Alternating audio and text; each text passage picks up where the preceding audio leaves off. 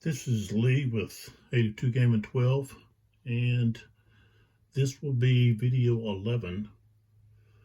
It'll be the 2:30 p.m. turn of the playthrough of Prelude to Vicksburg, the Battle of Chickasaw Bayou, December 26th through the 29th, 1862, from Revolution Games. And we were doing the last scenario, which is called the Grand Assault. Finally, the order is given. 17.6, which has to do with the actual battle that took place. And it started at 11:30 a.m. and it goes through 5:30 p.m. So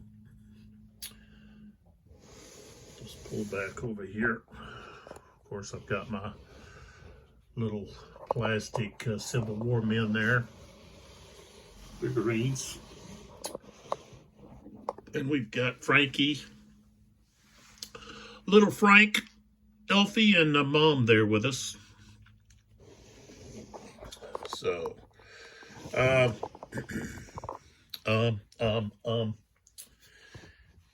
here is a something I wanted to point out here. If I can, might have to turn that off. There we go. I think I showed this in another video, but I wanted to show it again. So the map graphics, the map's done by Stephen Oliver, who also designed the game. And so his graphics are inspired by Richard Barber. So you see a lot of Barber's influence on Oliver in this map.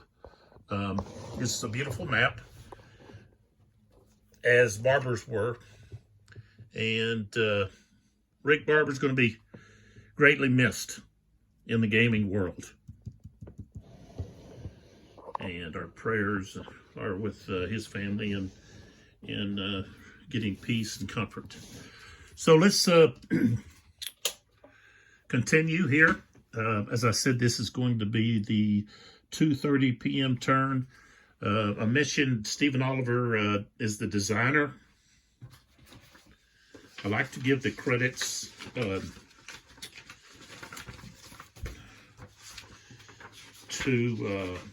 during the videos, and it may seem redundant, but you know, someone that might go to this video for the first time will then, you know who did the research for the game, design it, and so forth. So the game research and design, Stephen Oliver. Game map, Stephen Oliver. Game counters, Stephen Oliver and Charlie Keebler. Keebler has worked with Kevin Zucker quite a bit, and some other companies besides OSG. Box art is Mark Mahaffey. Game development, Melvin Deal. That might be Dale. I know I pronounce it probably both ways. Some apologies to Melvin if I'm getting that wrong. Richard Handwith rules and charts. So that's why you see such a remarkably clean and repetitive chart there from game to game to game, volume to volume. That's because of Richard Handwith is doing those rules and charts layout. Herman Luttmann is the Blind Swords creator, the system creator, and he designed the first few games, and it's kind of been passed off, I guess, to other people to design different other games. I know Mr. Luttmann's working on other things with some other companies and so forth. So there's the play testers and Revolution Games information there. So I put this website on the the credits or the details. I haven't quite found if they have a YouTube channel. If they do, maybe somebody can give me that information. I've tried to do some, looking on, searching on YouTube there, and I don't know, I just don't find it. Maybe I need to just put in Revolution Games in the title and see what pops up. But there we go. 5 minutes of just yuck yuck, which you know that I do. And you can always fast forward through this. And if I start talking about something historically or so, and you don't want to really listen to that, then hey, just go on. Or you can say, hey, let's listen and see whether or not this joker is giving us the truth, or he's spouting some lies or something. So I do make mistakes. There's sometimes I get wrong information. And I try to correct that if I happen to have some wrong information. So as you know, I've been doing the Confederates injustice early on in the game by not giving them the +2 on their cohesion when they're in the trenches. So I've got to, when I go from game to game, there's, subtle rules that, affect the battle, because they need to be inserted for historical flavor and also to give the battle justice, to try and get a historical result. So, and I was thinking, and I went over all of this in a separate video, I think it's video 7, where I kind of delve into this, but I don't need to do that anymore. But I just wanted to let the viewers know that, hey, I do make mistakes. And when I find them, I try to correct them. But of course, this game had already gone so many turns, it's kind of hard to go back and say, okay, let's flip this guy, let's do this. We're just going on and see if the Confederates can push these guys back. So that's what we're going to do. All right, so we're ready to start the 2:30 p.m. turn with the artillery phase, and the Union always gets to go first on the artillery phase, and I don't know why that is, but they do. That's like the French and the Napoleonics. The French usually get to go first. Kevin Zucker's games, they do. I think that's an advantage, maybe, or they should be able to decide who goes first. Maybe they don't want. Usually the French are not on the defensive, they're on the offensive. So, and I guess maybe that's why here the Union was usually on the offensive and the rebels are on the defensive. You can look at Fredericksburg, you can look at Antietam, let's see, which was also called Sharpsburg. Chancellorsville, I guess, you had, Jackson went on the offensive. Jackson was, he was a rare bird, I guess, but a rare individual. And he tried to convince Lee, Robert E., and Jefferson Davis.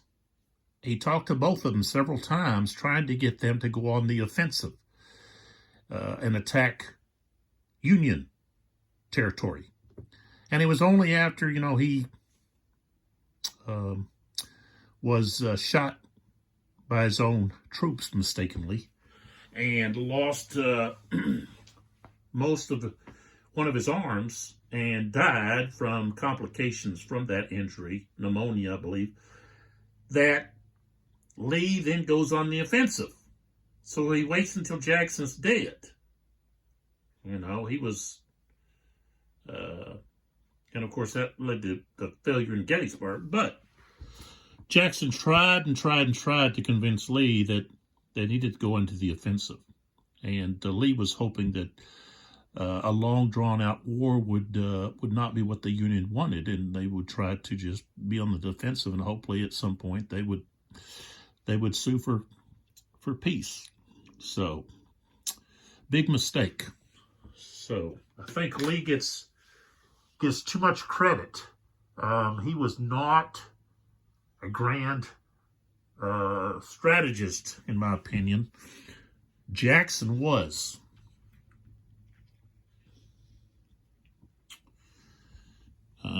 Jackson probably would have been a much overall leader, or at least they should have gave him more men and allowed him to venture up like he did in the Shenandoah Valley campaign. Give him more men and let him go up into the Union's territory and cause havoc and destruction, and then you get him to sue for peace. Maybe not. Maybe then, it's a Hannibal defense. The Rome started not engaging.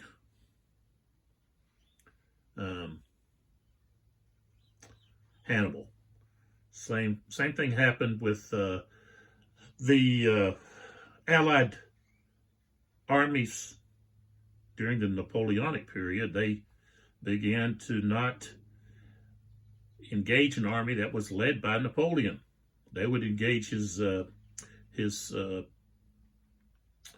marshals in actions where Napoleon was not there. Anyways, that's I guess. But here we go.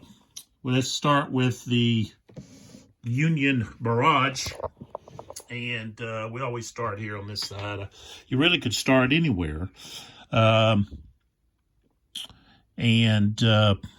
What I'm doing is I'm just starting from my right and moving left.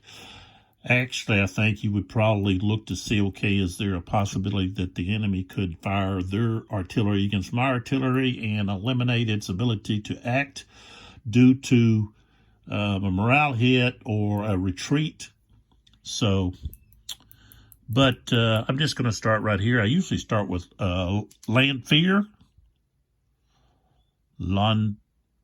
maybe, Michigan.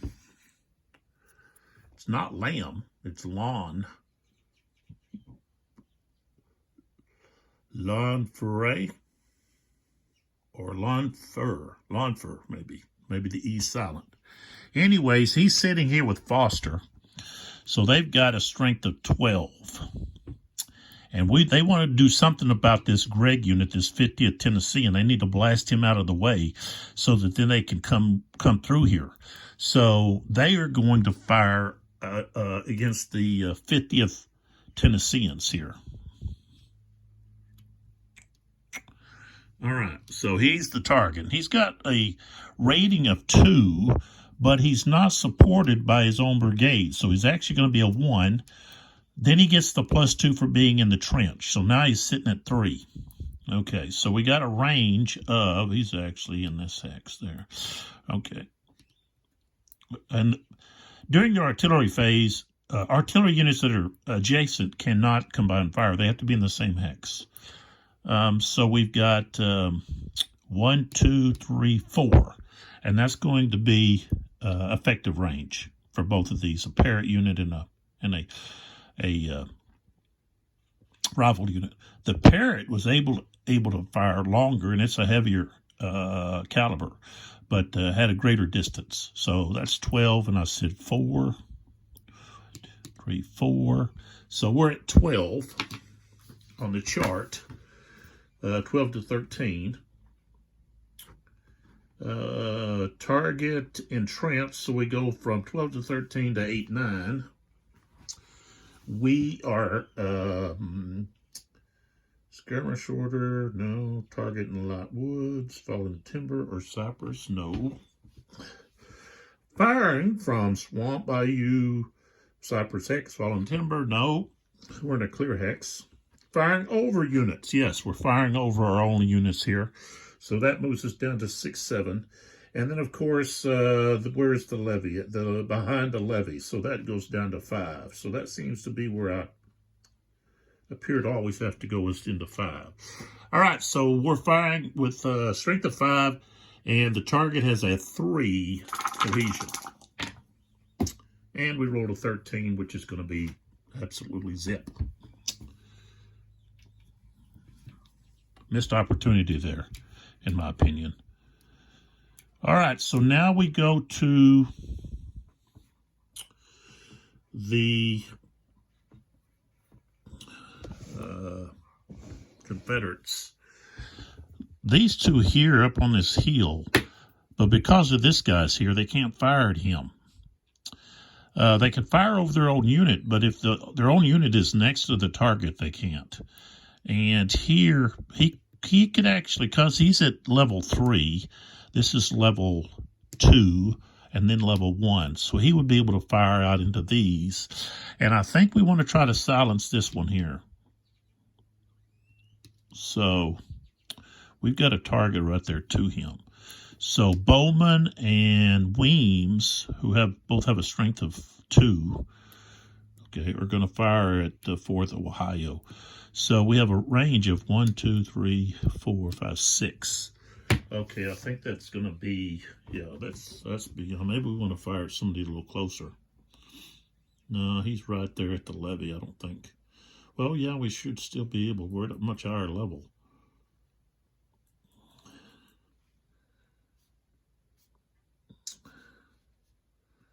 So, yeah, that's going to be long range. That's going to half us. So we would be firing on the 2.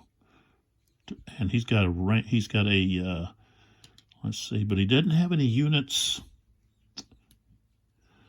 okay, if they're depleted, they're okay. They still supply support. It's just if they're shaken. I think. Let me make sure on that. Yeah.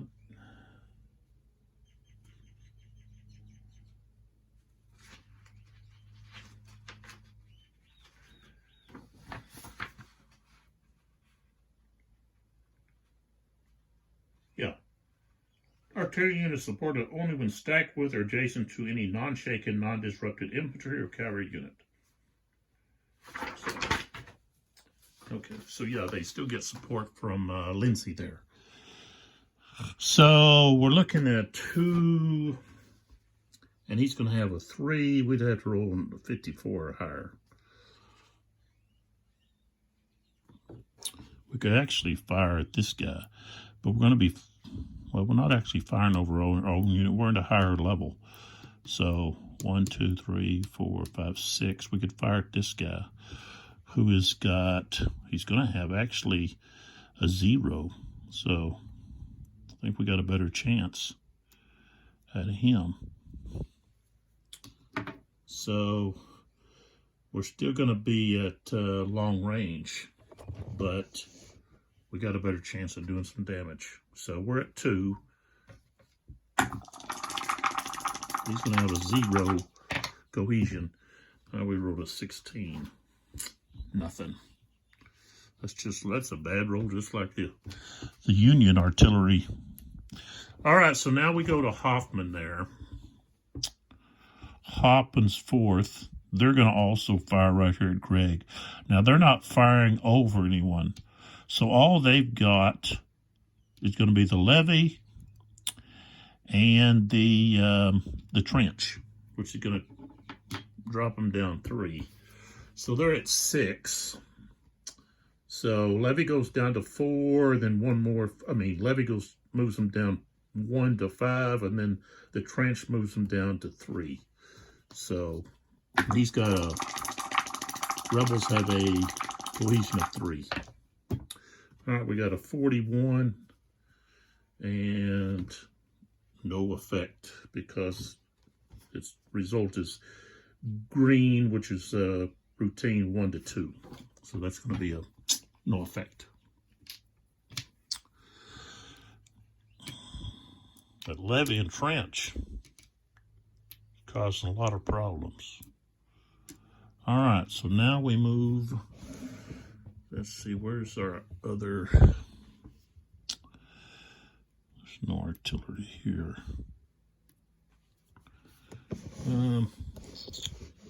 Tell you what, I've got Tarleton here, but I want to try to. Well, I can't rally him because he's got to have support to rally. No. And it would be ineffective firing at anybody. So let's just go here with a I've got Duncan or I've got Thomas. I mean Ward, not Thomas.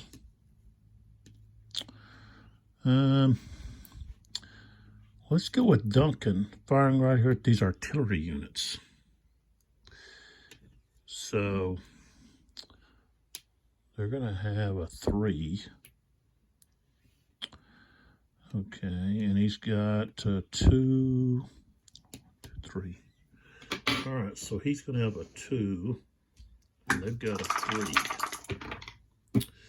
25 is not going to do enough. Nope. Okay. They tried, and all I'm going to do is I'm just going to stick Duncan underneath. I know he's already gone. All right, so let's go back over here. We've got Landgerber and Griffiths. And they're going to fire here against, I can't go. They could fire here. Thomas. Let's do that. They're going to fire. They're going to fire here at Thomas to help Thayer out. And he's at a higher level, so he's not actually going to be firing over anybody. So no effect there. It's just going to be 1, 2, 3, 4, 5, 6, and he's smooth bore. Both of them are. So that means they are going to be at long range. And what do we have? We've got 2 and then 3, so 5. Strength of 5 to start. And he is not going to get the benefit of the levee, but he does get the benefit of the trench. So we are at 5. So we go down 2 for war, strength of 3. And he's going to have his cohesion. The one below him is shaken, so he's not going to have support. So -1 is to 2, and then +2. So he's got a cohesion of 4. And I roll a 56. And I said it's a 3. 56, we go over to 3, and 1 to 4 is going to be routine. So we do get an opportunity to try to do some damage. 33 is going to cause the top unit to retreat 1, which is going to give this unit here an opportunity to do opportunity fire. So Thomas is going to, I guess he's going to have to go there.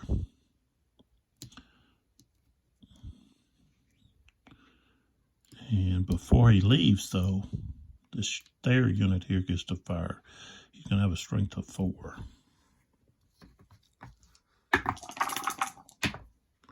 13 is not going to do anything, so he just retreats.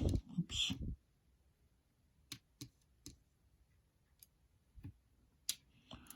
Okay.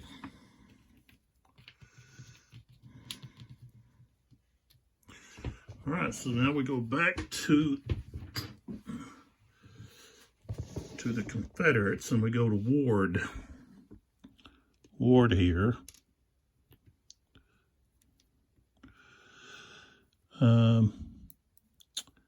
And Ward is going to fire here at Stewart. Now, he's at a higher level. Stewart is in that trench.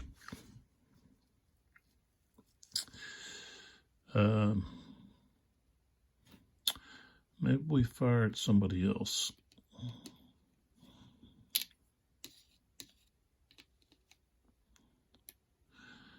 We need to get these guys out of here. But okay, so that's going to be it's going to be Canister. Yeah, okay, let's do it. So Ward firing against the 57th Ohio. Canister increases his strength by 50%, so he's at 3. Then we look at the chart. So we're at the strength chart. So we're at 3. The target is in a trench, so we go down to 1. And then we find that he's smooth bore, and that means since he's firing canister, he gets a shift to the right. So we're back to 2. And his cohesion is 3. 25 is not enough to do anything. So artillery's not, well, I'm just going to stick him under this.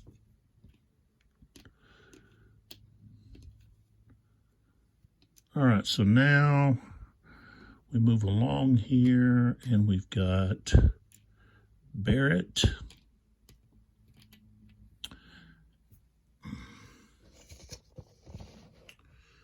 And Blount. And they're both, we got mixed and rifle. So that's 12 strength. Firing against Thomas here. Thomas is going to have, he's going to have a cohesion of 6. Oh, it's going to be hard to do anything against him. Maybe we fire at this guy here. He would be a 5.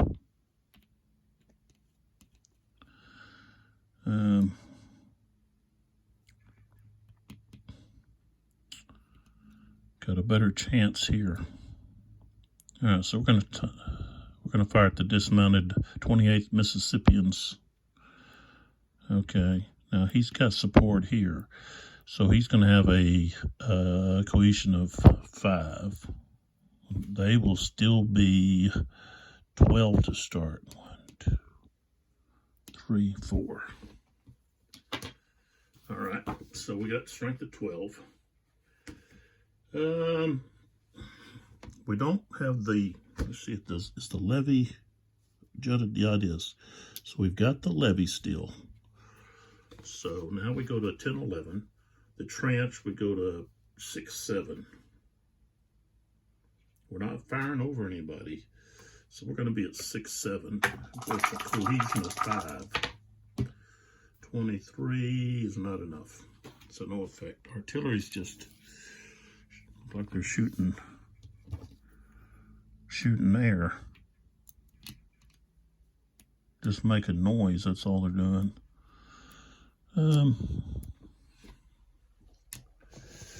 Carlton here. I guess I'm going to move him. He's going to move here. So he's by that Thomas unit. Well, tell you what, he was here. Well, Greg is still, he's also.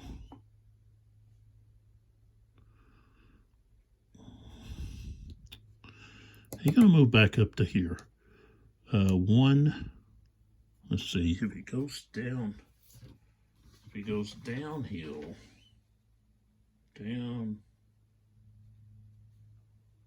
no effect, down slope is no effect. Okay, so he goes 1, 2, 3. We put here that he moved. All right. And then finally we've got Hart and Ward.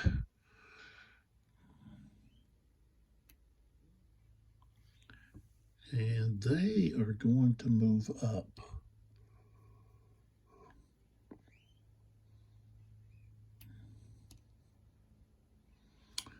One.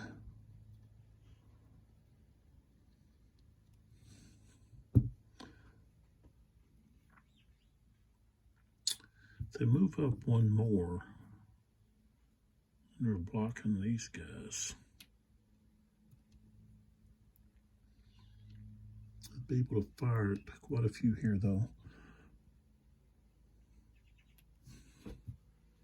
Okay, they're just going to stop right there. All right, I think that's all of the artillery. So I can remove these, go ahead and remove these artillery fire moved markers. And we'll start drawing chits. That's all of them. All right. So here we go.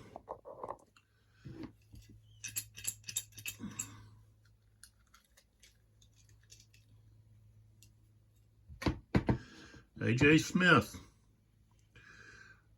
which is going to be Burbridge over here. And he's already used his command clarity. So he's got to rely on a roll of 3 so he can get a full activation. And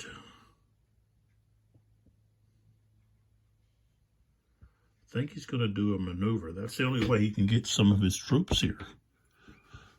You know? So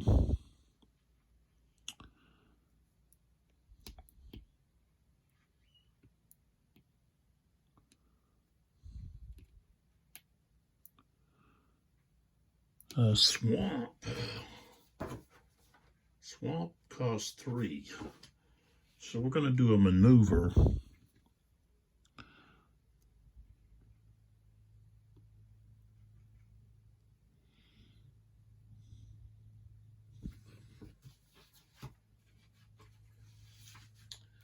me check these.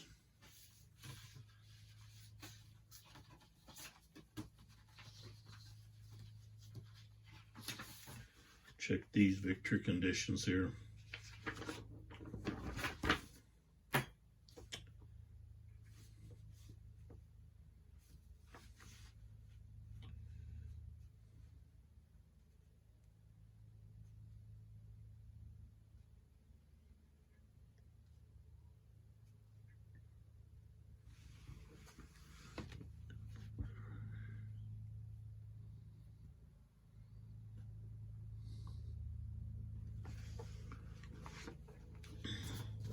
Now, one way to get victory is at the end of the game to control 2 of these trench hexes. And that's running from all the way down here and up. So in this maneuver, this unit here is going to move down toward the Vicksburg exit. So he's going to go 1, 2, 3, 4, 5, 6 right there.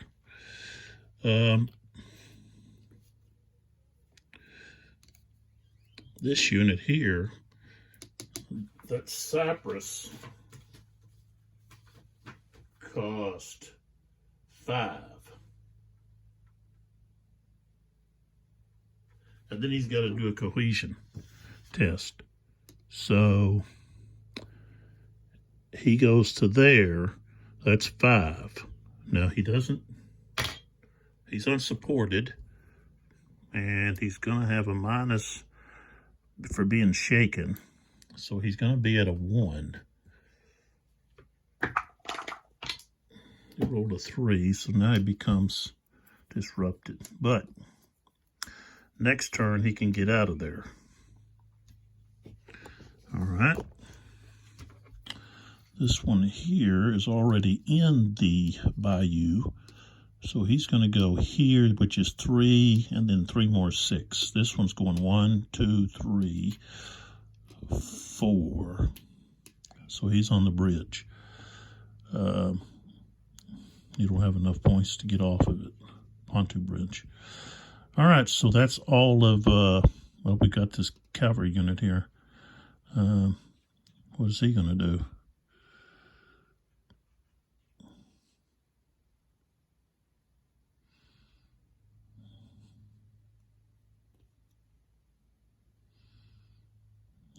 Guess he'll just stay right here. He provides support for both of these. All right.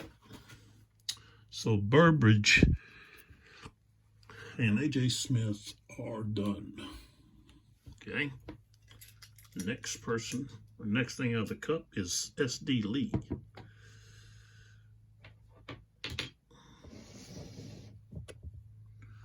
So look at this for the S.D. Lee stuff.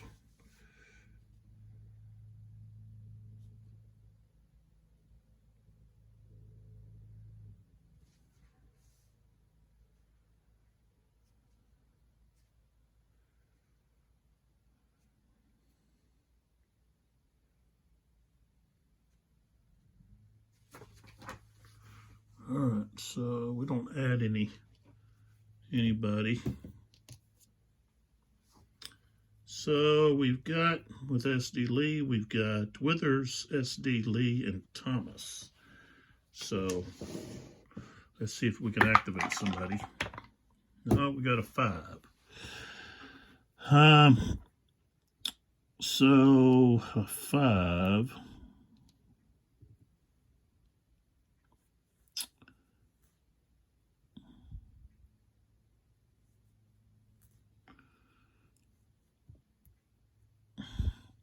I guess I'll do Thomas with a limited activation. So these two are going to fire at this Thayer unit.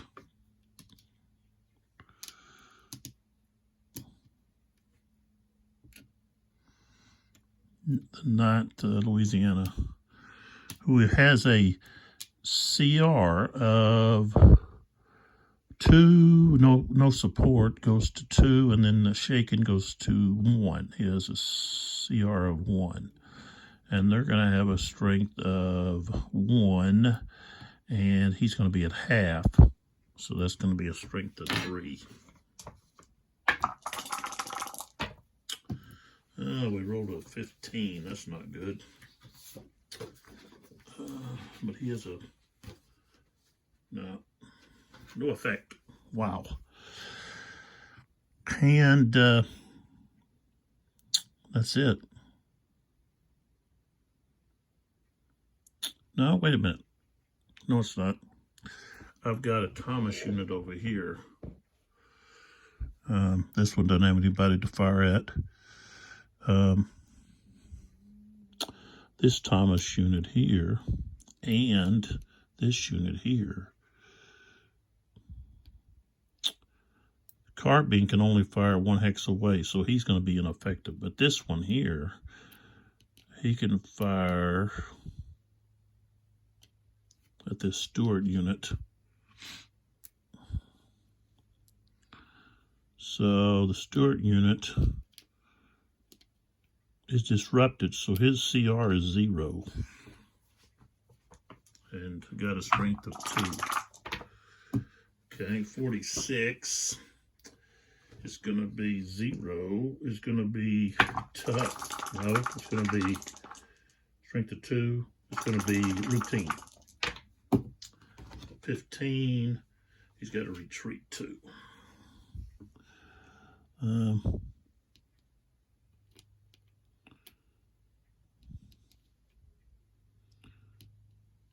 So he goes 1, and then he goes 2 into the Bayou, and he's going to the broken track to 3. You got to roll on the cohesion. For cohesion, that was automatic fail. He had a 0. So, all right. So Thomas is done. Oops, over here. And we put SD Lee back in the cup. Shake the cup up. Mix them up a little bit. Pull one out. And we get good ground. So good ground is going to supply a defensive help. Excuse me. And I want to, well, I can't put it on a trench hex, though. This guy's in a trench. This guy's not. Who else is by units? No. Guess I'll put it in this on this Withers unit right here. Okay, next. Command confusion. We know what that is. We're going to confuse the Union on their next, or possible at some point. Okay, we got Fog of War. So we roll on the table. Oh, we get a 6.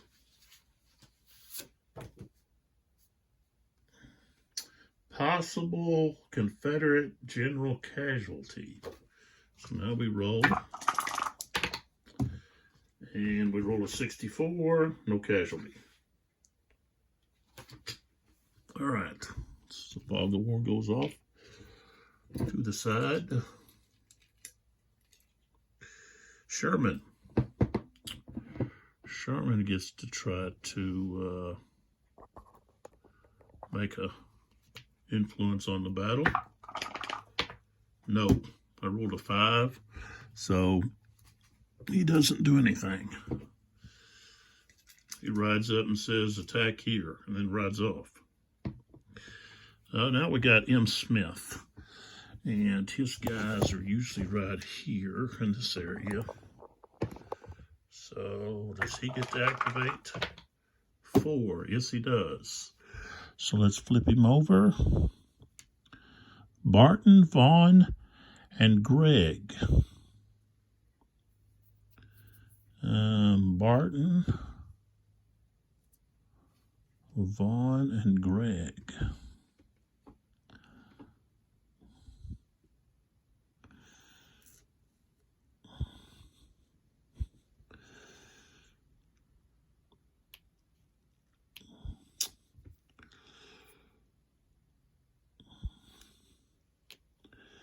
I'm going to do a defensive.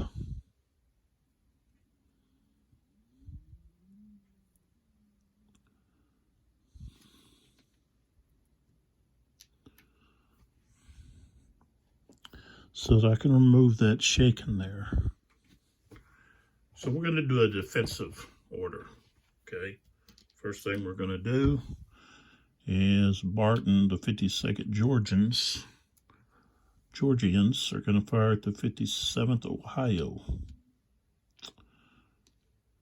He's in that trench. We're going to be at long range, so we start at 3. We go down 2 to 1 because of the trench, and he's going to have a 3. We're going to have to roll high. 14's not enough, so he doesn't hit anything.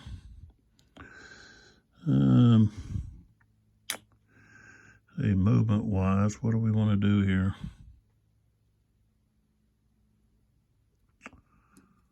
I think this guy wants to move here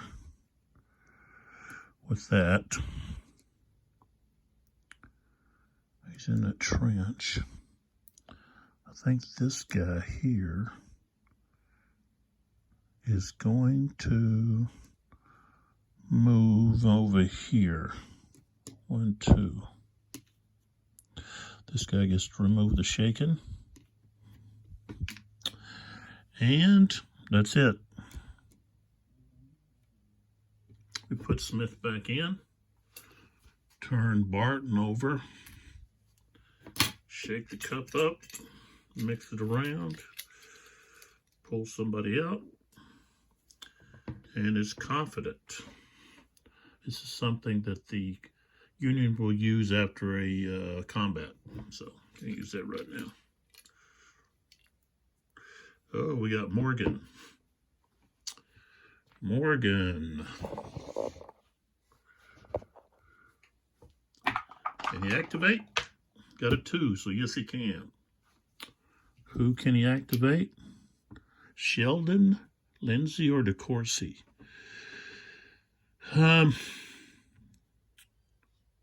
He's going to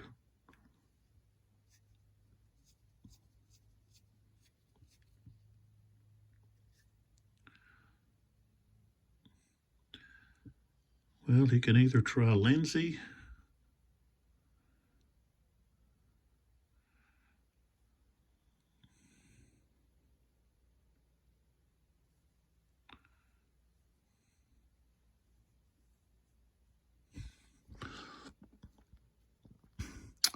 I think he's going to do it like a defense. Pull this guy back, and then, oops, remove his shaking. Right here. This guy's shaking. He wants to pull him back and then do that. But the Confederates decide to do a Well, no, I think they like that. So they're not going to do that. They're going to let him do that. So this unit pulls back. Oops. To stack with that unit and remove the shaken marker because he's more than 3 hexes from a enemy unit. So there that was. This unit here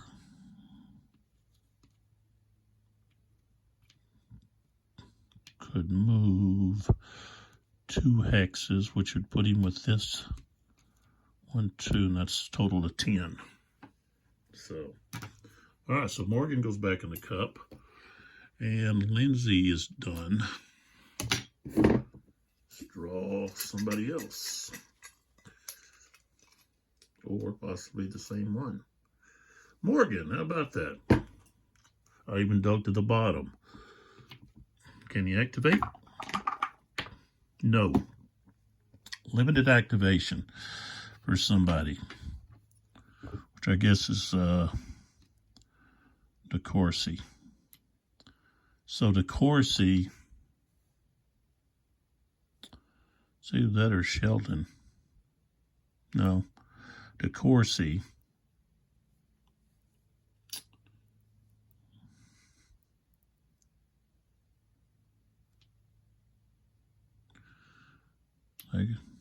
Well, one or the other has to do limited activation. At least here I get to fire. But I'd be firing at half strength, and it's already going to be 5, so that's going to be a 2. And yeah, okay. So we'll do Sheldon. He just won't do anything. All right. So Morgan goes back in the cup.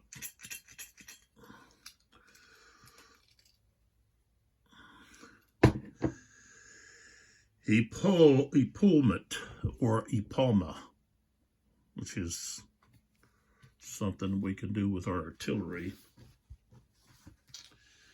Let's see. Select one unengaged U.S. artillery unit. Well, they're all unengaged. You may move this artillery unit 1 hex into any non-prohibited hex. Artillery engagement is not allowed with this 1 hex move. Then place a brown epaulement marker on the unit. Okay. Or you can immediately remove all shaken and disruptive markers from this unit. Don't have any unit like that. But see this unit here. All right, he can move up to here. No. That would be engagement. He can't move into engagement. Yeah, artillery engagement is not allowed with this 1 move, so he couldn't move there. See, who else could we move? And it's only 1 unit. So I'm going to move this unit up. And of course, they get the epaulement. Right there. Puts them a little closer.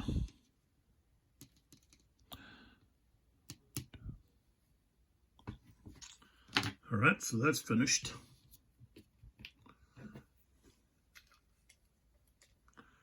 And huzzah. Huzzah, huzzah, huzzah. I might hold on to that. I'm not quite ready to do that, I don't think.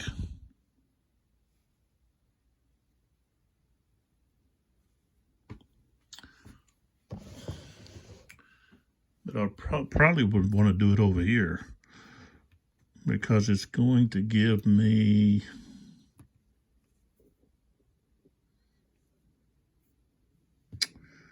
or maybe here. Well, we're going to hold on to that. The Yankees don't want to quite use that yet. So now we go to S.D. Lee.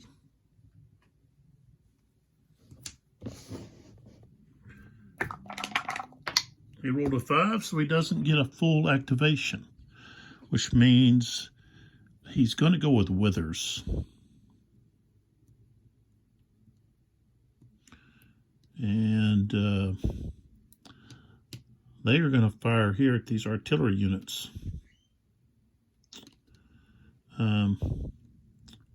So he's going to be at a 2, which becomes a 1. Well, I think we're better off. I think we're better off firing at the Corsi because of that Epalma, that defensive structure. So, yeah, sorry for the shade there. I think the only thing I could do is to get the shade out. No, that's still going to create a shade, isn't it? Yeah. All right, so we fire here. That's still, well, that's going to be 3 hexes. 1, 2, 3. This is only 2 hexes.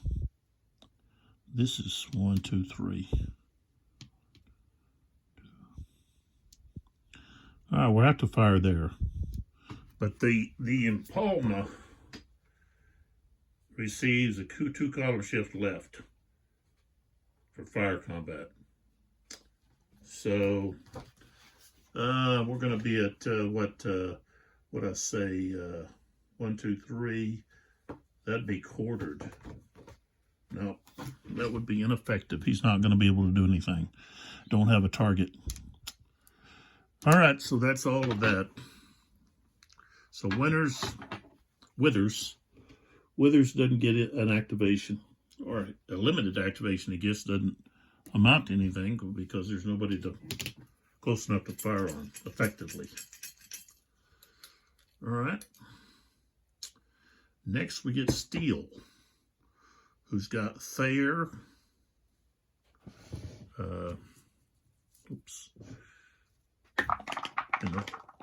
Covey, and he gets an activation. So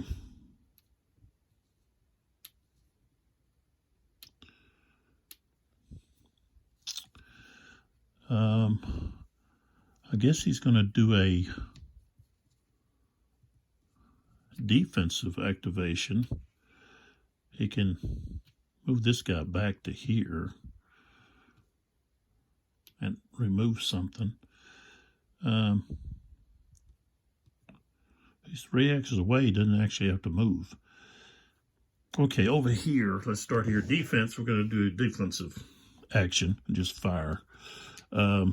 So here, the 26th is going to fire at the 30th. He's going to have a strength of 4, and he's in, of course, the trench. So it goes down to 2, and Greg's cohesion is 3 minus 1 for not being supported, plus 2 for the trench. So he's at 4.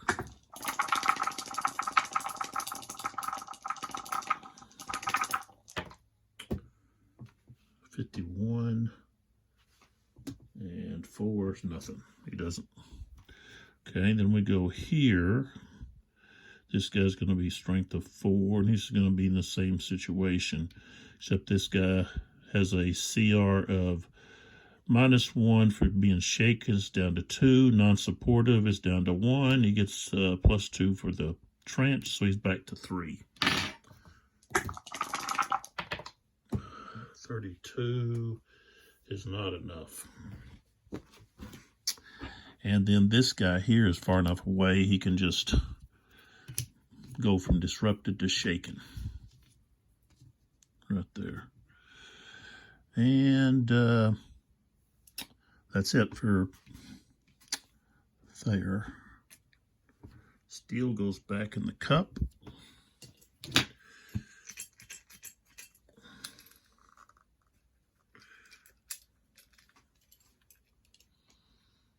And we pull out Morgan. Morgan, see if he can activate. 2, yes. And he's got the Corsi left. So, let's see here. The Corsi, he's got 2 units over here. he's going to try to do a rebuild. So he's going to do a recover. So we are going to try to recover those two guys. This one and this one. Okay, the top one we didn't. The bottom one we did.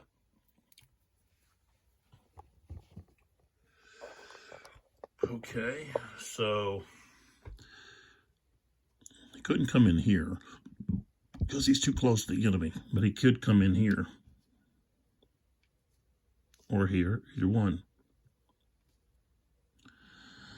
Of course, he can't recover because he's too close to the enemy.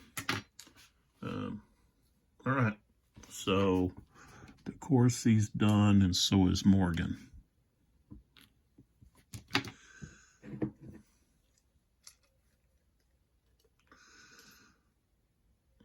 Fortunes of War. Who gets eliminated? Oh, the Confederates had a rally. So, could have helped them. All right, we're back to S.D. Lee, and all he's got left is his own brigade. Can he activate them? 3, yes he can. And they are going to go attack. Now there's 2 of them. One's back here. The other one's up here. So this one's too far away, but he can move. He can move 4. He can't move. Let's see. I don't think he can. He can't use the march order because he's not a maneuver. We want to try to do something against this Thayer unit. So don't have anybody to fire at. So 1, 2, 3, 4, right there. And then the other unit moves 4. 1, 2, 3, 4, right there. All right, so now we have defensive fire. 9th Iowans of firing at the 3rd Mississippians, and he is shaken. So he is going to be a 4, and he's in the trench.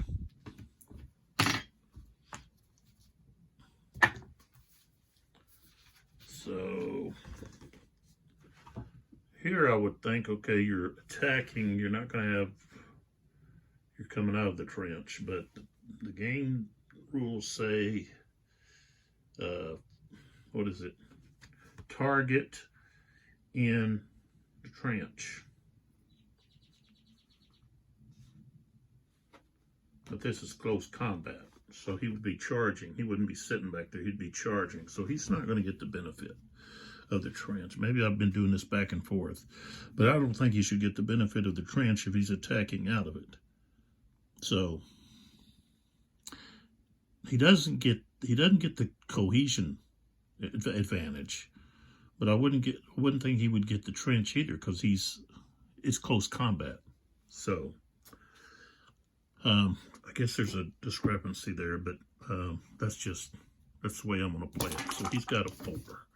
Maybe I've been going back and forth with it. We got a 31, 4, and he's going to have a cohesion of 2, which is not going to be, he's high enough that there's not going to be any roll on the cohesion test table. So we go straight to the close combat. All right, so he is going to be a 4 and have a cohesion of -1 for being shaken, -1 for no support. So he's going to have a cohesion of 1, strength of 4. All right, so we're going to start at 10. Advantage is 2 to 1, so we move up 2, 14, 16. Higher CR, 17, 19. He does have smoothbore, so he goes up again, 2022. That's the advantage of buck and ball. I think that's it. He's not in a trench, not in woods or anything, none of that. All right, so we've got 2022. We roll a 24, and he has what I say, a 1. So it's going to be tough. Roll on the tough. 56. He's going to be depleted, which he already is.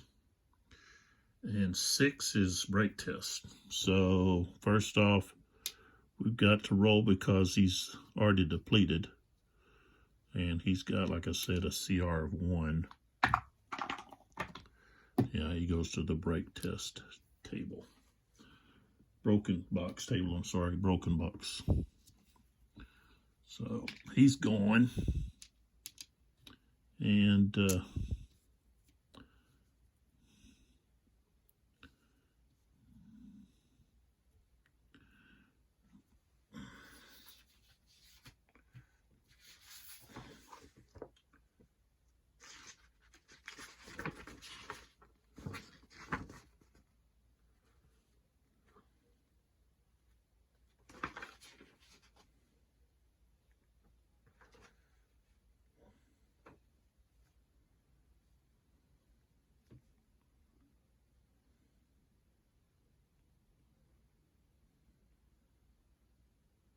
he's going to stay where he's at. He doesn't want to advance.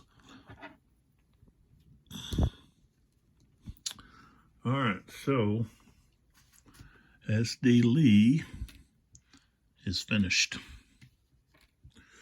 All right, let's draw someone else. Let's see about this confident thing here. Make sure I'm not missing something. Okay, yeah, I can't play that yet. He's got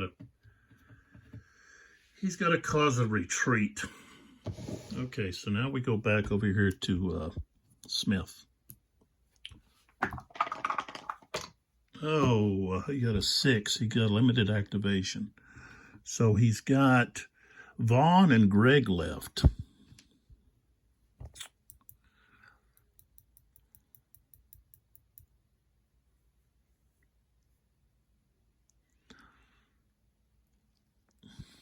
I guess I'll do Vaughn.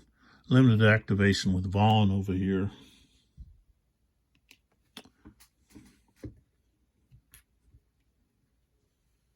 Smith goes back in the cup.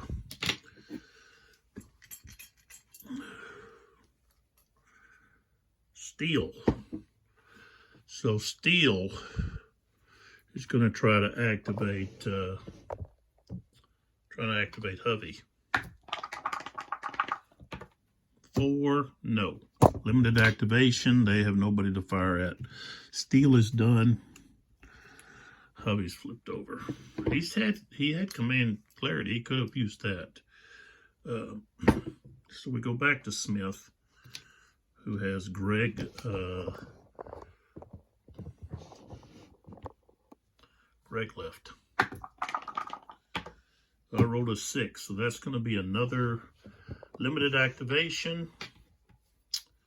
So we're going to fire from here into these pioneers who are in this fallen timber and the so that's going to be a -1 shift to the left. So he has a strength of 3. He goes down to 2, and the pioneer has a 5. We rolled a slow, but we rolled a 64. 264. No 5 though, so no effect there.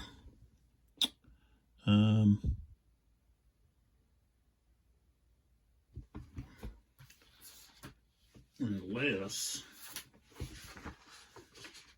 let's see.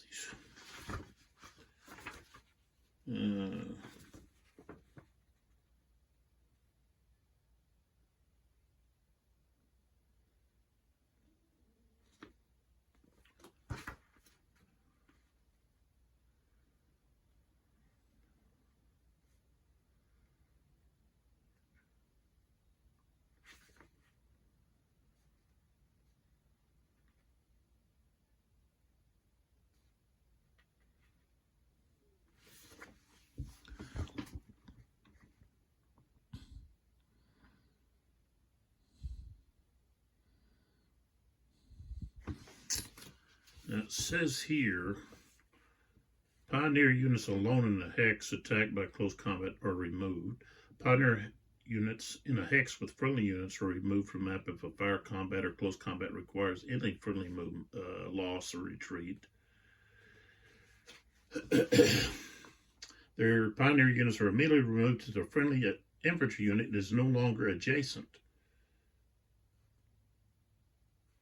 Okay, it doesn't say anything about it can't be shaken or disrupted, so he's here. Okay, so this unit fired. Okay, let's move over here to this Greg unit here. The 50th is going to fire, and his target is the Corsi's 54th Indians, which has a cohesion of 0. So he's firing 1, 2, so he's at a 1 strength. Rolled a 52. It's going to be routine. Rolled a 55. It's going to be a depletion. Retreat 2. Now he's already depleted. So got to roll on the broke track. Get a 6. He's going to the 3 box. Broken box number 3. Okay. All right. So that's all of Smith. Don't know what we got left. We got some. We've got M.L. Smith. He's got Blair. Yeah, M.L. Smith. And we've got the Confident over there, Command Confusion, and Huzzah. Stand to it for the Union. Stand to it. So any infantry unit, United States, affected by any cohesion test caused by combat or cohesion check, play this chit will force the reroll of 1 or both dice. If used for a cohesion check, add +2 to the U.S. infantry unit's CR and re-roll the die.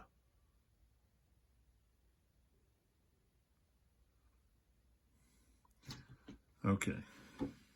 So they don't get the +2 if it's from a combat, only from some kind of cohesion check caused by Bayou, Cypress, Singed Elephant. So, all right. Next, Pemberton. All right, let's see if Pemberton can activate somebody. Yes, rolled a 3. So who could he activate? He could actually try to help these.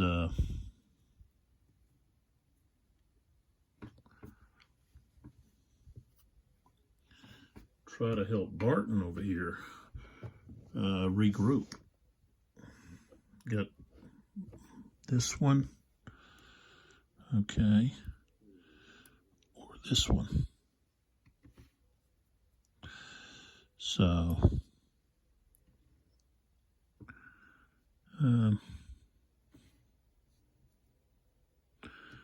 we could also, we got Greg here.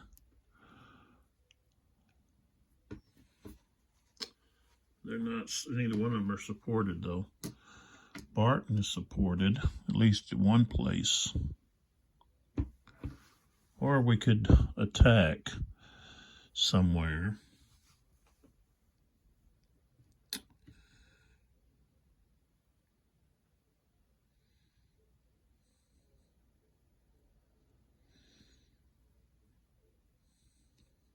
I think he's going to activate. He's going to activate Greg.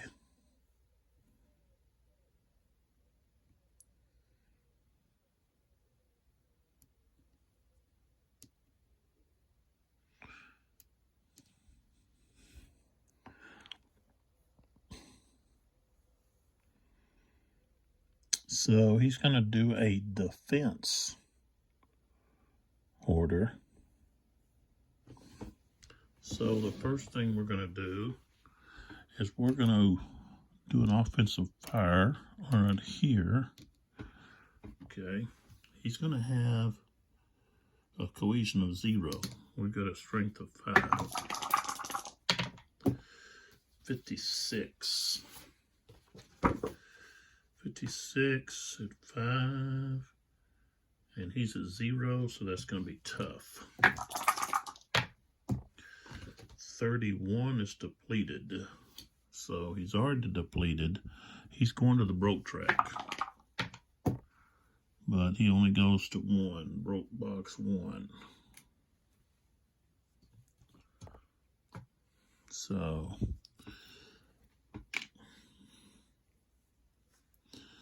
and now we can move 2. He's not going to fire. He could fire here again. Might as well.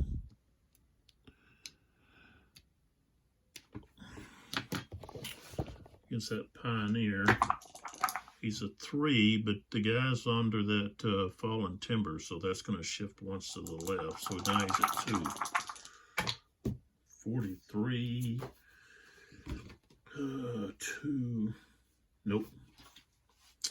Okay. So now let's have our defensive movement. This unit here is going to move 1, 2. Well, he's going to move 1, 2, and then remove the shaken. Oops. And back here,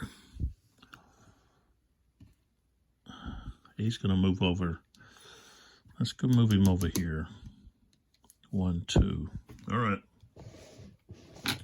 So that's all of that's Pemberton's activation.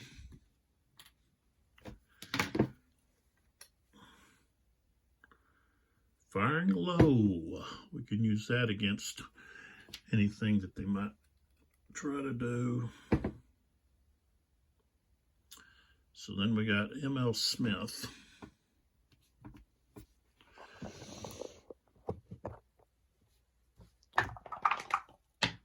Nope, I rolled a 4, so he's got a limited activation. Stewart, Smith, or Blair.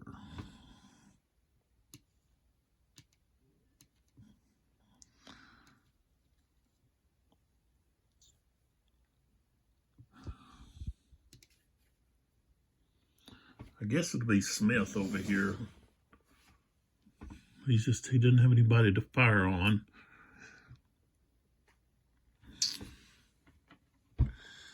So, okay, so he's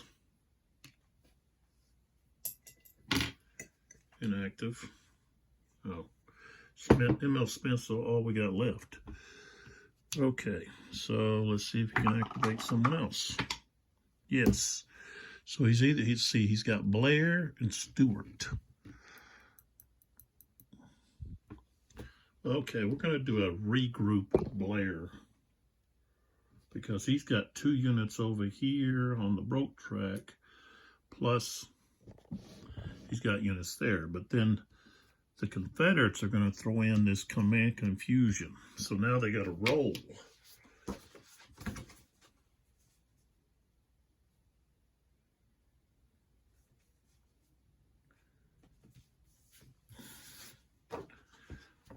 To see what happens. 5. The active brigade must be assigned a different order than originally announced, as determined by the Union player. Okay, so they can't do a regroup. So now he's got to do something else.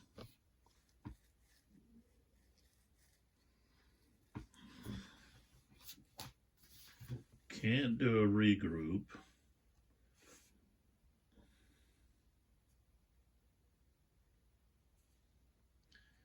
He can do a defend. and take away some of these. So that's what he's going to do. He could move 2. Okay, here he's going to remove this disrupted to shaken. This one here is going to do the same. And this cavalry unit can move 2.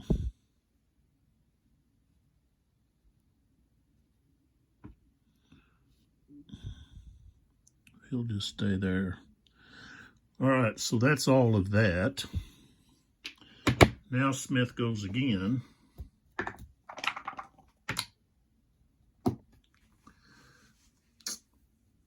I've got this huzzah over here. I think I have to use that before I do another chit draw. Can't do it after.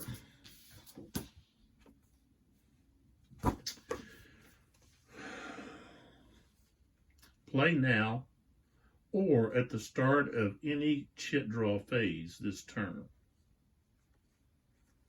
So we're going to go ahead and do it.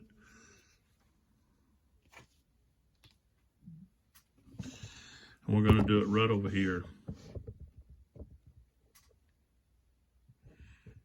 It's the only place we've got somebody close enough. So this Burbridge unit is going to move to there. And he's attacking this Thomas unit right there. All right, so we've got defensive fire. So we've got 2, and then Ward is the, so he's the artillery, he's going to be canister. So he's going to be up to 3. So we're at 3 plus 2. We're at 5. Okay. And he's just out in the open. And then we're going to get 50% our smoothbore artillery firing canister. Now we're at 6, 7.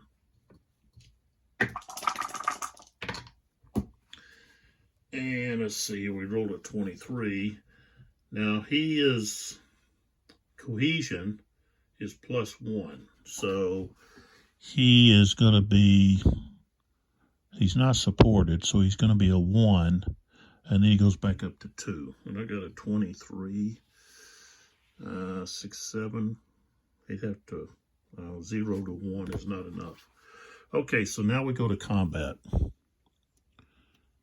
Close combat.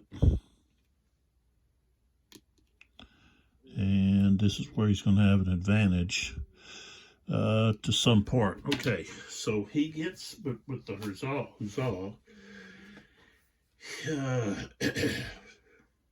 he gets a 2-column shift. Okay, so... All right, so he's what, 8? Okay, so we started at 8. Okay, the defense is 4, so he's got a 2 to 1, so he goes up 2 to 12 to 13. They're going to have a higher CR, so he goes down to 10, 11. Smooth bore, nope. The defender on a higher steep slope, no. Good ground.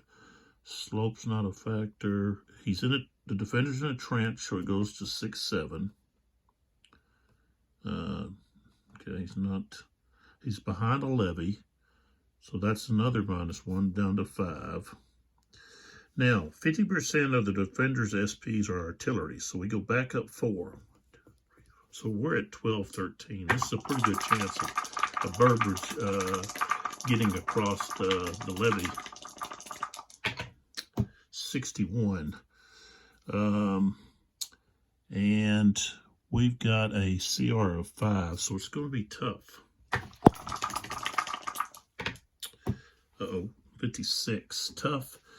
56 is going to be 2 depletions. And then 6, we're going to have a break test. And then all will retreat 3, and maybe panic will ensue. Don't have anybody that's going to panic. Okay. So, they both deplete. Thomas is already depleted. So, he has to roll. And he's got, like a, oops, sorry. He's got a 3, but he's in the trance, so he gets a +2. I rolled a 5. That's what he has, is a 5. So he's not, well, he's going to be shaken. Okay. So he gets shaken. And then he's got to do another break test. This artillery unit gets depleted. And what did I say? He has to retreat 3. So 1, 2, 3. And the infantry unit has to dismount it, has to take another break test. Now he's at a 4. And I rolled a 5, so he's going to broken box 1. Is where he's going. All right, nobody around there has a low enough CR to panic. But Burbridge now is across the levee and into the trench. And now we can use, like we could use this confident. The stand to it we don't need to use, but the confident we can use. So he could then attack someone else. And let's see here, confident.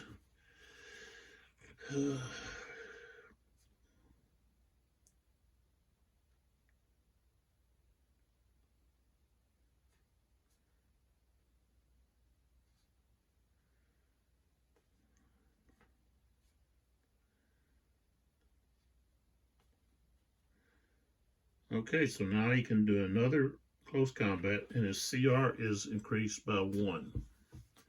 So he could attack these guys here or these guys here.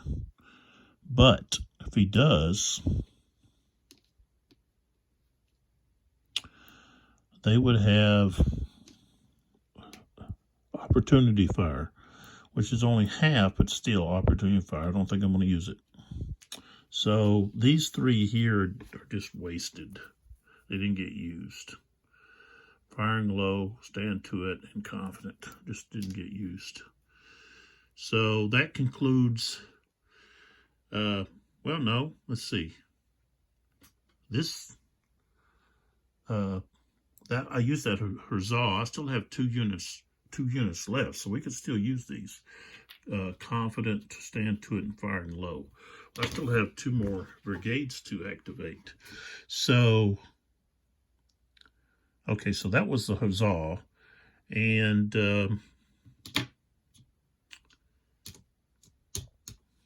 I need to roll to see whether or not Smith can activate another piece here.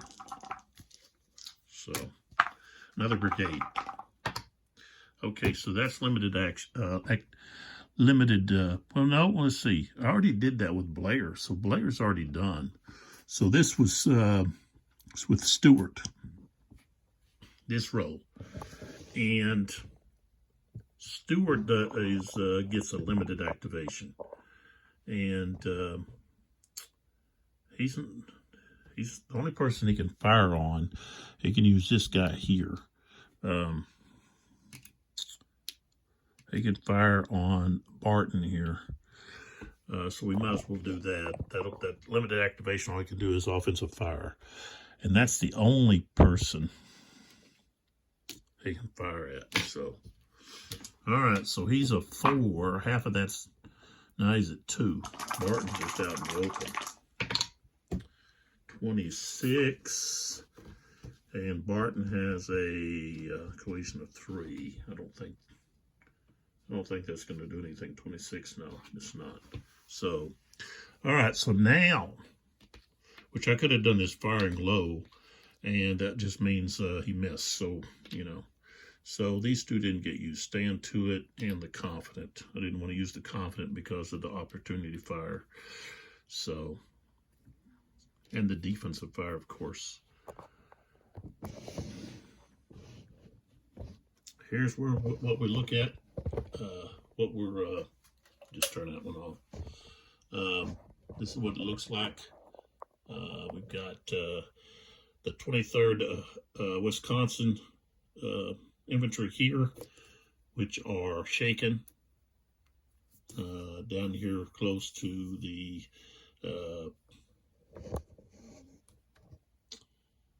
road to Vicksburg. Okay, this is be one of the victory hexes that they can hold on to, and let's look at the rest of the battle. We've got Hovey has not got in the fight yet, and that if he can get, well, if he can get across, if they could punch a hole right here at the triangle and get Hovey's forces across, that would really make a difference. This here, the Union, if they can hold on to these hexes here, this can result in a marginal, let's see, a marginal victory. Let's see what it is.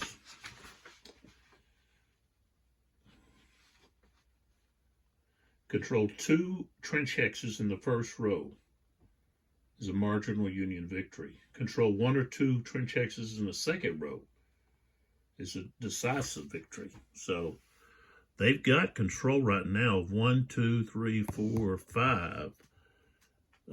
5 trench hexes over here on the Confederate left. So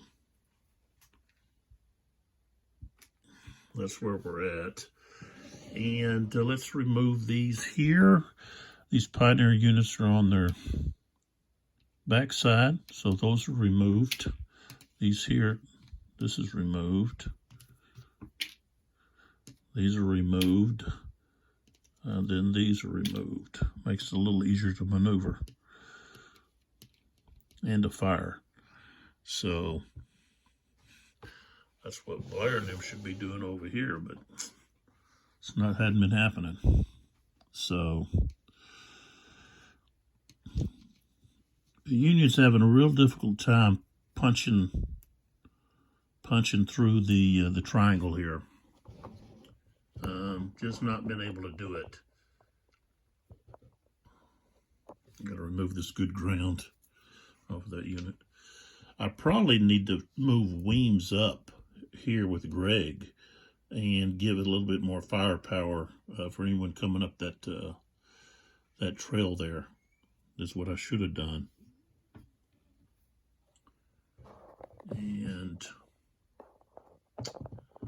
there's nobody in this area back over here, which is the Confederate right, and up towards Snyder's Bluff.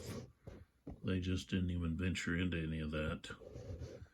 Now that heavy woods cost 4. So, you know, it's going to take a long time for you to try to maneuver through all of this to get over here. So, I guess too many turns. So, all right, we move this to 2:30 to 3 o'clock. And then something else we need to do is come over here to the broken track and advance units. So Thomas advances there. These 2 Thayer units advance. Let's double up the Blair units here. The Corsi, okay. This guy here, Thayer comes here. Burbage units come there. Thayer comes here. De Corsi and Stewart. So there we go. So only eliminated units is the 4 artillery batteries there. So, and this completes the 2:30 turn. Getting exciting here to see if the Confederates can throw the Union forces back over the levee. This placement here of this pontoon bridge over here kind of has allowed these forces to get across the levee and the trench here. One thing is there were less forces right there. The other thing is the terrain is not as bad. That you get over the Bayou hex, now you're just dealing with marsh, which is cost 3 for infantry. Of course, artillery and cavalry can't go in there, but I wasn't pushing any of that over there. So there just wasn't enough Confederate forces to stop that breach there. Maybe that's something Sherman should have tried. I think the hex was back over here. If I recall, let's see if it says. Oh,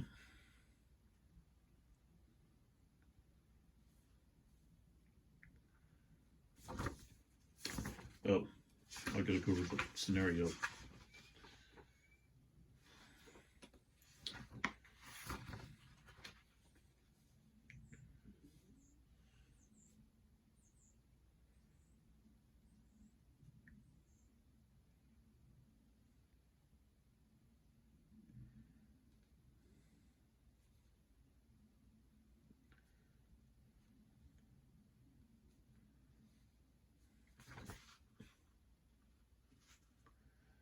Yeah. Okay, it says historically the pontoon bridge was intended to be placed on Hex 3018. But Union engineer Patterson got lost in the dark and placed it in 3017. So let's take a look.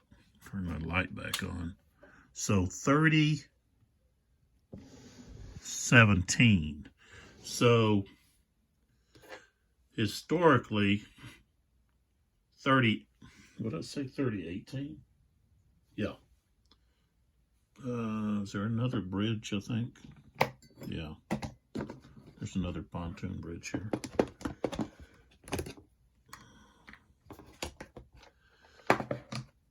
So originally, this is where, right here, 3018 is where, historically, he wanted it placed, but it got placed here instead. And so they had to tear that down and try to, put it back. But here, they would have been able to just, but if they're on that bridge and they are involved in combat, they're considered in the bayou.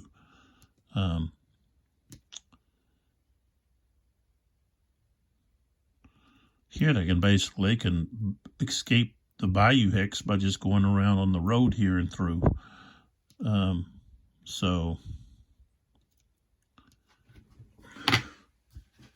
And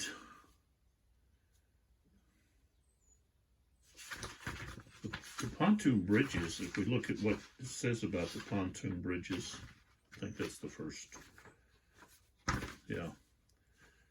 Okay, can only be placed on a bayou hex. It costs 1 movement point to enter. Undamaged by pontoon hex bridge.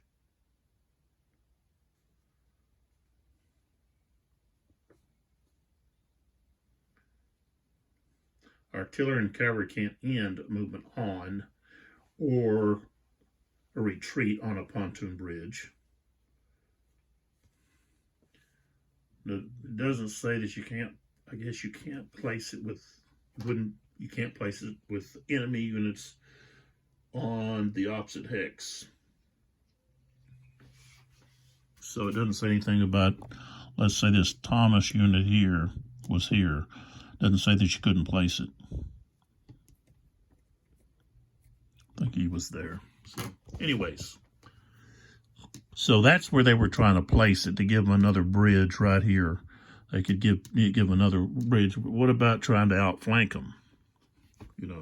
Confederates have limited forces. So trying to get them to have to spread themselves out instead of bunching up right here around the triangle, maybe they would have been able to breach. You know, you've got this ford here. Why not put, you know, a pontoon bridge over here where then you can get your forces to attack over here at the flank, which would put a lot of pressure on them to come this way and less over there. Really, I wasn't able to get over there to defend it. They just came across. So, something to think about. Which is great about these games that Revolution Games is putting out is the fact that it makes you think. You know, makes you really use those brain cells in determining, you know, how you're going to defend, where you're going to move troops here or there. And then you have to roll to see if, you know, you get that activation. So your plans are not going to always go like what you want because you're rolling for activation for that leader. So, plus there's the chits. So you might be able to, okay, I got the activation. Now I'm going to attack here. And then your opponent throws down a command confusion chit. And you roll and all of a sudden you're having to do something you didn't want to do. So, and it might be your opponent's moving your men around. So you mean kind of the fact is they get kind of lost or something and they're going, or they get the wrong command, they go in the wrong direction, which happened. You know, so that's another thing that's great about this is you've got all of these things that can happen that can create chaos for yourself. It just makes for a more interesting simulation, I guess. But it really gets you to think that, you know, what if the Union had done this or done that? And Sherman didn't know the real lay of the land. He looked at a map and thought, well, this is the best place. In another video earlier, I talked about why did they attack here. So I'm not going to go over that. I'm just saying, you know, he looked at a map and he didn't know the real terrain. That this is a quagmire, you know, and his troops are going to have to sleep in you know, wet ground. You know, they're going to get soaked from rainfall and, you know, mosquitoes and, which probably not mosquitoes this time of year, December. But that means they're going to be cold. Due to the fact that they're wet, their feet are going to be soaked. They're not going to be able to keep their feet dry. They're not be able to keep their bodies dry. Just a miserable experience. And on top of that, you got bullets flying at you. Shrapnel. So forth. It's just, to me, it's just a fun, thought-provoking experience that makes you want to go back and read about what happened and why did they do this? What happened here? That's what a game should do. A historical game should get you to ask why, and then get you to go and find a book, find a source to, and the best source is books, not just the internet, Wikipedia. You know, you don't have professors writing Wikipedia posts. Anybody can do a Wikipedia post. I could go and do a Wikipedia post. And they're not all truthful. Get a book where the person has sources. And you have first-hand, second-hand sources that you can then yourself go and look up those sources and find information.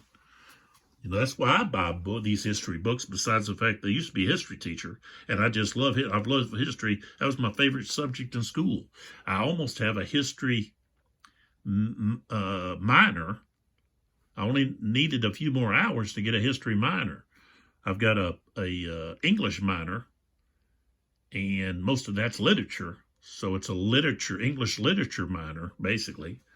And, of course, a PE major It's called Sports and Exercise Science. So I was a teacher. I was a coach. Okay, but I was determined that I would be a good teacher, and I was a good teacher. And one of the things that I could teach was history. Now you say, well, why? You didn't have a degree in it. The fact that once you acquire your license in Texas, your teaching certificate, you can then go and take any of the other course tests, and if you can pass them, then you can be certified to teach it. And that's what I did. So I passed the history test, and then I went and passed the social studies test. So I could teach social studies and history. That's the dealing with classes. History and social studies is not the same. So I'm not going to go into all of that, but there we go. So I am intrigued when playing these games. I get intrigued about the history, about the actions, about the people involved, and it makes me want to go read about them. It makes me go buy books, just like this book here by Donald L. Miller. You know, I bought that book, and the reason I bought it is because I've got this game. And I probably would not have bought that book because in the past, you know, I've been to Vicksburg several times, and it's a fascinating place.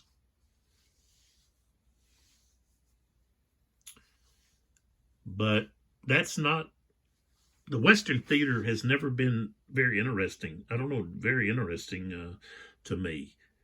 My interest has always been Stonewall Jackson. And I've read a lot of books about Stonewall. And it's amazing how there's not a quality movie out about Stonewall Jackson, which I can understand, you know, with the woke society. You got, you know, people say, well, you know, they would tear down his statue. Probably they've already done that, statues. He was fighting for the South. You can say, well, he was fighting for slavery. He was fighting for his home state of Virginia.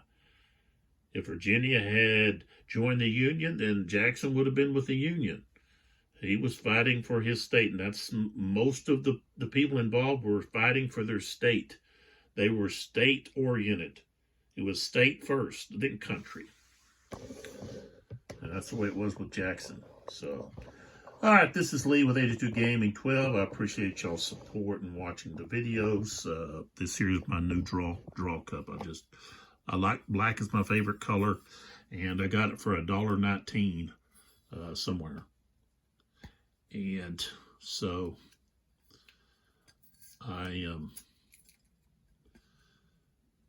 always look for little trinket things like that I can use. And so this is not too deep of a cup. I can easily get my fingers in there and withdraw stuff. I've got my Looney Tunes here with Bugs Bunny and Tasmanian Devil, but you know, it's kind of a heavy cup. This is a much lighter cup. So my other draw cup is over here. It's a Christmas draw cup. But here I am just blabbering around about stuff. But that's what I do. That's what a former teachers do.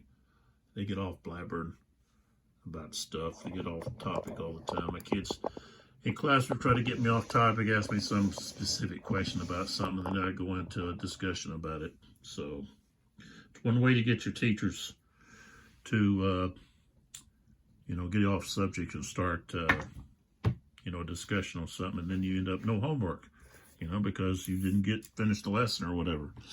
But this would be something that I would use in my classes. You know, you got the Longstreet attacks, which would be instrumental in talking about Gettysburg. You've got Salem Church, which is the one of the new volumes. It came out, I think, around the same time as this one. So that'll be one that I'll be putting a video out on. I may do some other game company first before I do another Revolution series, Revolution Games Civil War series, American Civil War series. But I haven't done the Longstreet. I've got the Longstreet attacks. I haven't played it. There's a couple more I think I haven't played that I have. And at some point I will get around to playing them and have videos on them. But probably the next one after this will be the Salem Church, which took place after the Stonewall Jackson had been wounded. It's the following, I think it's the following day. So he was wounded in the middle of the night, or at dusk, or I think it was toward wasn't in the middle of the night. Maybe it was at dusk or later, so forth. So this was actually, after. And Jeb Stuart was actually put in command of Jackson's division. And Stuart wasn't in the infantry commander. He was cavalry. So, but at the time, Lee needed to put somebody, and he really should have put Jackson's subordinate, which I've drawn a blank there. But anyways, so I just thought those plastic, I saw them. I was at Hobby Lobby and came across them. They were like $6.99. There's quite a few more of them. There's the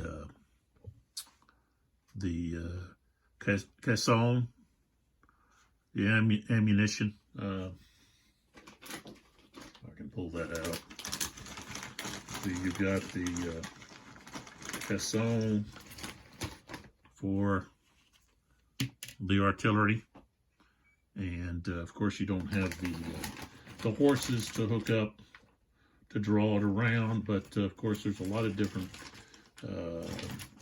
poses for these units, so kind of neat. My grandkids would like that. You've got the Union unit firing. He's got a bayonet attached to probably his Springfield. So, and of course there's the I don't know why the Confederate is firing up in the air, but anyways, interesting. I just thought it was interesting. Thought it would be kind of neat to have that placed around. So anyways, there we go. This next video will be video 12, and it'll be the 3 o'clock p.m. turn. So come back and see what happens. And again, I hope you have a wonderful new year. Here it is, already March. It's hard to believe. And I'm a big basketball fan, so I've been watching a lot of NCAA basketball, men's and women's. And there's games going on today and the rest of the week, and then all of next week, and so forth. So some of that will be taking up time that I usually would be devoting to gaming videos. So if you don't see a lot of my videos the next couple of weeks, well, just understand I'm watching basketball. So come back and see what happens. It's going to be interesting. I'm literally on the edge of my seat to see what happens, whether or not the Union are able to push through one area or the other. They've got a pretty good chance of doing something over here on this flank, I think. So just have to wait to see. The Confederates just don't have the forces to slide over there. So, all right, I'll see you in the next video. Thanks for watching.